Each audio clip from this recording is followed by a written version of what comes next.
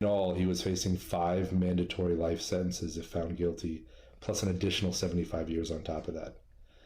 And the facts of his plea are that he has pled no contest.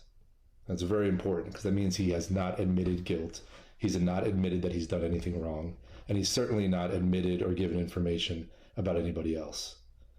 He's been found guilty, but in exchange, the state has dismissed the 2 murder counts, the conspiracy to tamper with a witness count, and the charge about directing the activities of a criminal gang. He's going to be sentenced to 10 years in Florida State Prison, followed by 6 years of probation with credit for time that he has served. And he's required, as a part of that, to sit down and give what's called a proffer. Typically, when you hear the word proffer, especially in a criminal case, it's when a witness offers information or will explain what they would testify to if called at trial or a hearing. It's unfortunate that we use that word today in court because that's not what's going to happen in this case. Bortland is not going to sit down and give a lengthy proffer or answer questions about what he would testify to if he were called as a witness, because we don't anticipate him being called as a witness at any trial. This is the same thing they said about Gunner. They said Gunner wasn't going to be called as no witness.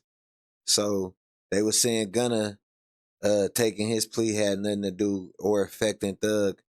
They saying that this is essentially something like the same thing.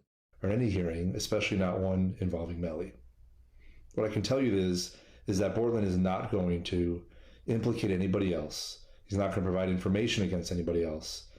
Melly's name is not even going to come out of his mouth when he's talking to prosecutors in this case. I anticipate the conversation with the prosecutors is going to be very, very brief.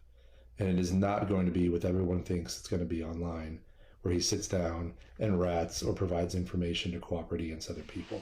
A lot of people are saying that Bortland's plea and his proffer are going to hurt Melly in some way and affect his trial in the future.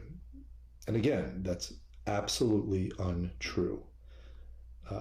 YNW Bortland is not going to be a state witness. YNW Bortland is not going to provide information that's going to impact Melly's trial in any way. YNW Bortland is not expected to come and provide information against anybody. So to be clear, his plea, his proffer, and anything surrounding it will have absolutely no impact on Melly's trial. All right, man.